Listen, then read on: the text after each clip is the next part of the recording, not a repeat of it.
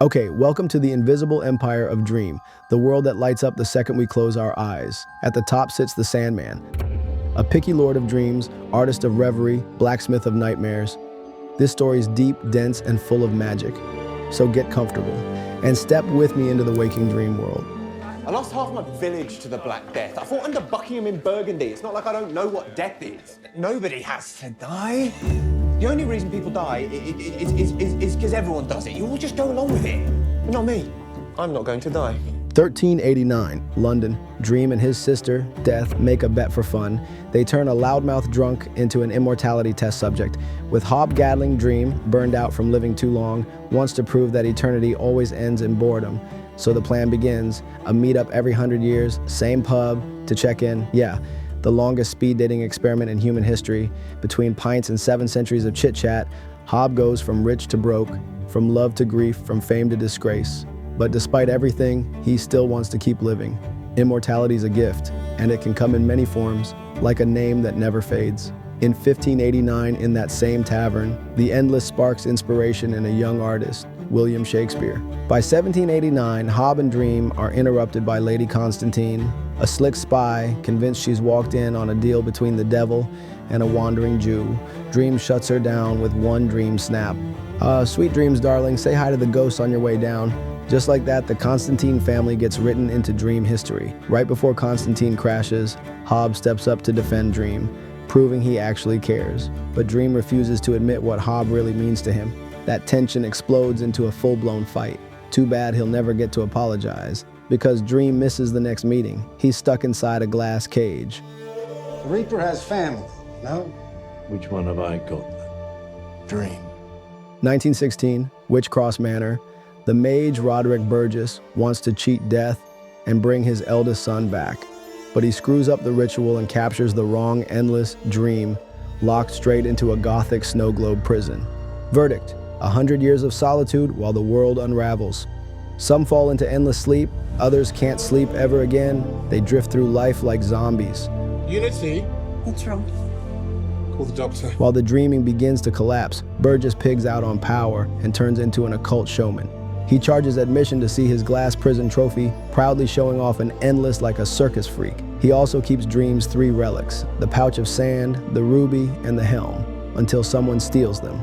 Yep, his mistress gets pregnant, and when Burgess forces her to end the pregnancy, she bolts. With the loot and all 3 of Dream's sacred artifacts, Burgess freaks out and ends up dead by accident at the hands of his younger son, Alex.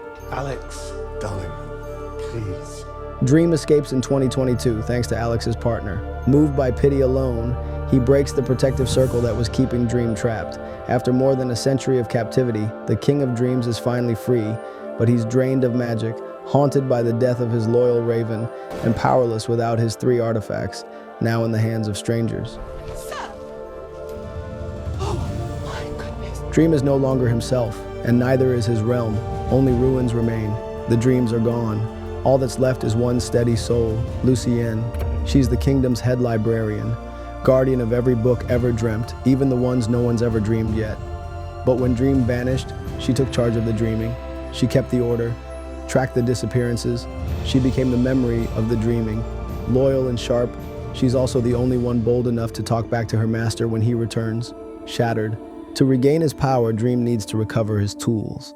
So he draws what little magic remains from the dreaming itself, and it starts with a sacrifice, Gregory, a too-cute little gargoyle adopted by Cain and Abel, the biblical brothers stuck in a never-ending loop of murder and resurrection.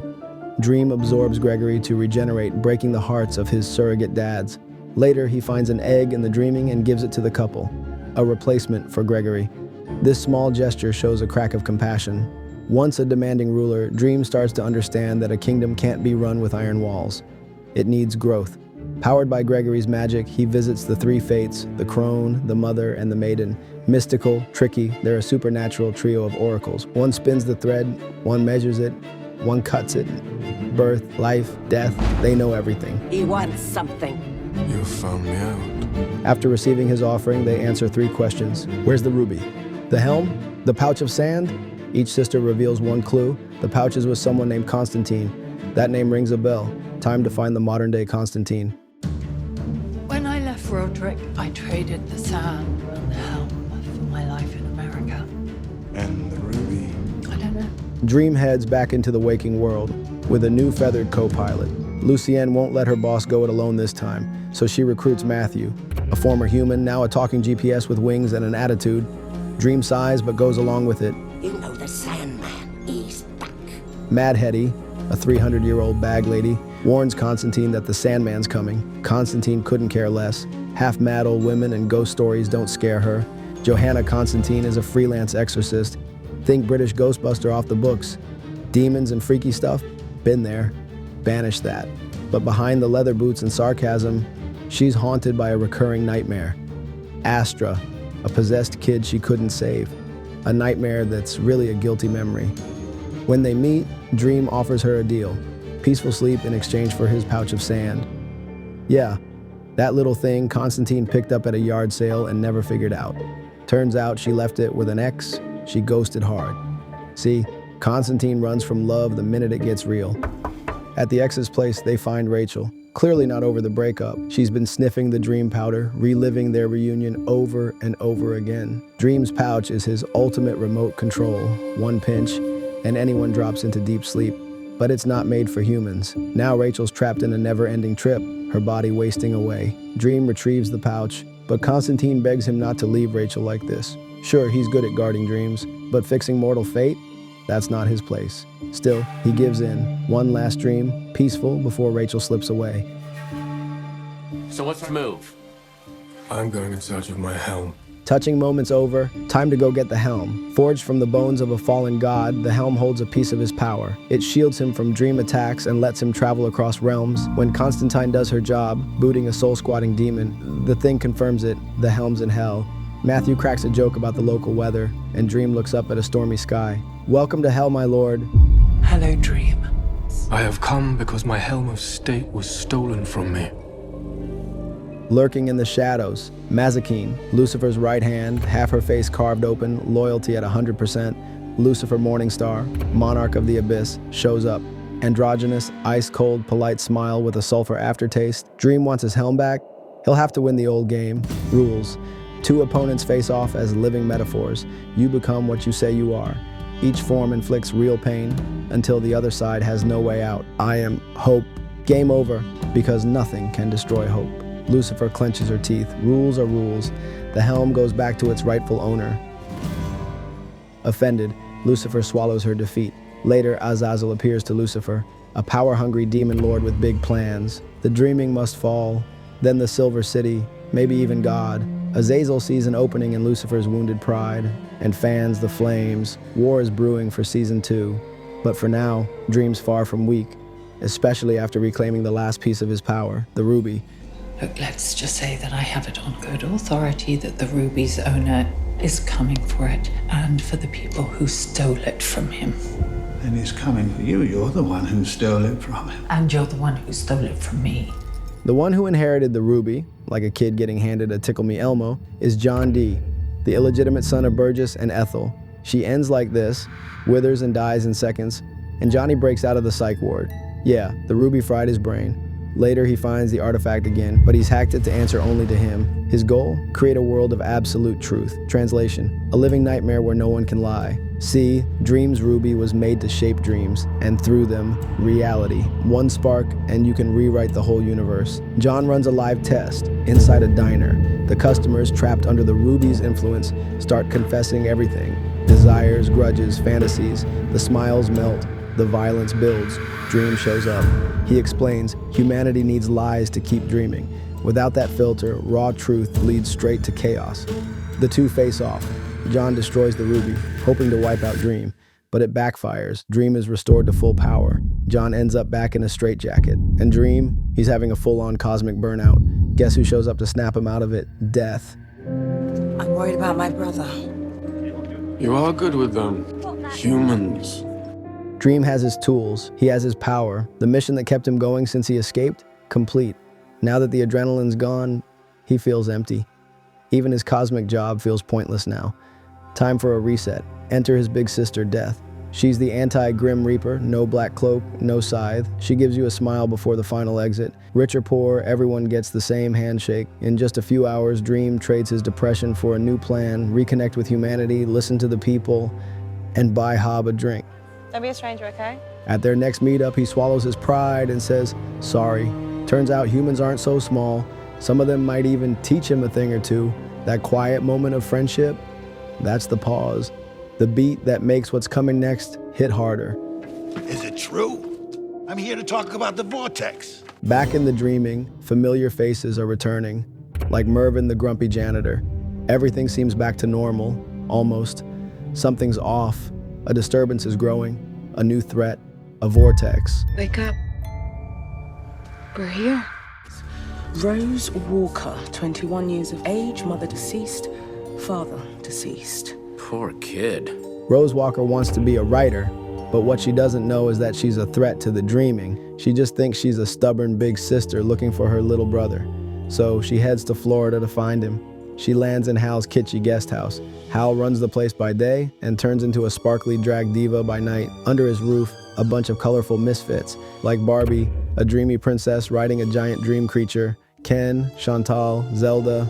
The whole crew is bizarre, but lovable. The catch? Rose is a living vortex, a generational anomaly. She can tear down the wall between the waking world and the dreaming. Each night, the tenants' dreams bleed into each other. Like Rose is jamming the signal. Dream feels it. She could swallow the entire dreaming and then maybe the planet too. And it gets worse. The vortex can bend reality, like what happens with Lita Hall.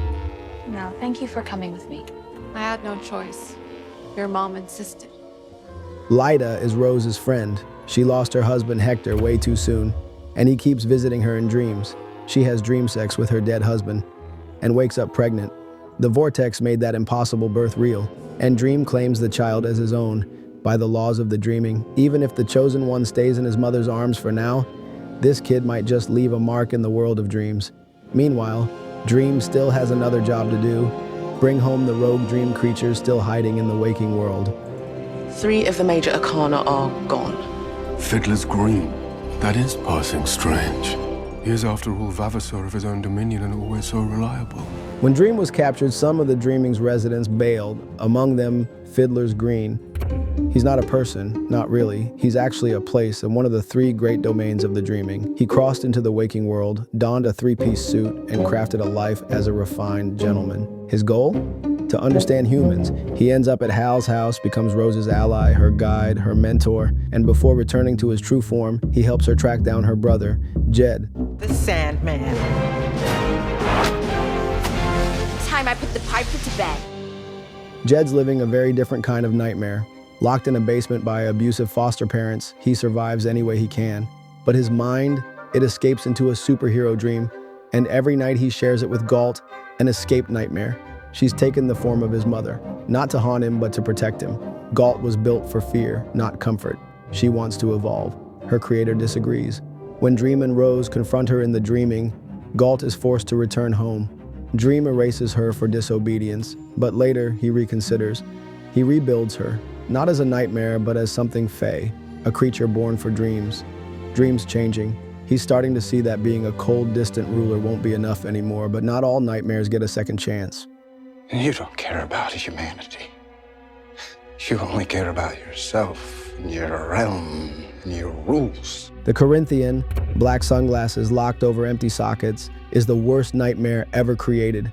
He was designed to reflect humanity's dark side, voyeurism, narcissism, and inner violence. He's been on the run for over a century, spreading fear in the waking world. He's got his targets, his own style, and a method all his own. He steals his victims' eyes just to see the world through them. The Corinthian ends up at a bizarre serial killer convention where he's basically treated like a rock star. He preaches murder like a gospel, and his fans eat it up. But what he really wants, freedom. And to get it, he needs Dream out of the picture. That's why he helps Burgess keep Dream imprisoned. That's why he warns Ethel that Dream is coming. You know, the enemy of my enemy is my friend. Same with the Vortex. The Corinthian wants to get his hands on Rose and use her like a weapon of apocalypse. Tear down the walls, kick Dream off the throne, so he tracks down Jed and kidnaps him to lure Rose out. And it's time for the Corinthian to face the consequences. The nightmare loses, but will Dream rebuild him someday? into something else. For now, there's only a skull left behind, and a vortex. Still dangerous, still innocent. For the dreaming and the waking world to live, the vortex must die. Then what's the point of a vortex? Why do we even exist? Honestly? The origin of a vortex? Still a mystery. Dream faces the impossible task of destroying Rose to protect mankind, but then Unity steps in and changes everything. My lord, stop! Sweet, quiet Unity Kincaid, a remarkable woman. Back in 1916, like a million others, she fell victim to the sleeping sickness. She spent 100 years dreaming, and in that dream, she met the love of her life. She had a baby with this imaginary man, a daughter, and that is very real because she gave birth during her long sleep, which makes Rose her great-granddaughter. While exploring the dreaming, Unity finds her way to Lucien's library. There, she discovers the book of the life she was meant to live and learns she was supposed to be the Vortex. But the Vortex ended up in Rose instead. To save her family, Unity takes the Vortex power back from her descendant and it kills her. She sacrifices herself to protect Rose and to seal the breach between dreams and reality. But just before she dies, Dream notices something about that imaginary lover. A man with golden eyes? Yeah, that was Desire, Dream's own sibling. And not just acting alone. Desire plotted this with their twin, Despair. Together, they orchestrated the whole thing. Unity's pregnancy, the birth of the Vortex, out of hate, jealousy, hunger for power. Their motives still unclear, but right now it feels like pure sibling rivalry and ego. But one thing's clear, this is the beginning of a war between Endless, and it's going to change everything. Destiny, death, dream, destruction, desire, despair, delirium. 7 faces of one fragile balance, as dysfunctional as a bunch of Targaryens on Red Bull. This is Richard Maddock. He's a novelist, but now he finds himself quite unable to write anything else. Richard, this is Calliope, the youngest of the 9 sisters. She was Homer's muse, so she ought to be good enough for you. The series ends on a myth. Dream has learned to listen to humans and to better rule his realm. But when it comes to feelings, he's still got work to do. You came. It pained me to hear of your misfortune. Calliope, one of the 9 muses, is held captive by a failed writer just to feed his inspiration. She calls her ex Dream, the father of their son, Orpheus. Thanks to him, Calliope is freed, but the reunion is quiet. Do you still hate me for blaming you for what happened? No. They parted after a loss. Their son died, and when grief hits, Dream always runs, just like he did with Neda. On his way to the Pandemonium to see Lucifer, Dream runs into Neda, the woman he once loved. She was a queen of an African tribe. She still calls him Kaikul, the name he had back then, and the form he took. Because Dream, like all the Endless, doesn't have one shape. His appearance depends on culture, perception, belief. Europeans in the 20th century see a pale, brooding man. Cats see a majestic black feline. To Neda, he was a god, a king, a forbidden love, and still today, a wound. Dream, wounded in his pride, condemned her to hell for eternity, just because she refused his love. And even after 10,000 years, he still hasn't forgiven her. I still love you. 2 women, 2 cages, 1 weakness, pride. Better work on that, buddy. Season 2's calling. This video took a lot of work, so if you want more dreams coming your way, like, comment, and tell me if you want more recaps, like Dead Boy Detectives. You don't need it to get Sandman, but it adds some meat to the lore. Catch you next time. Bye.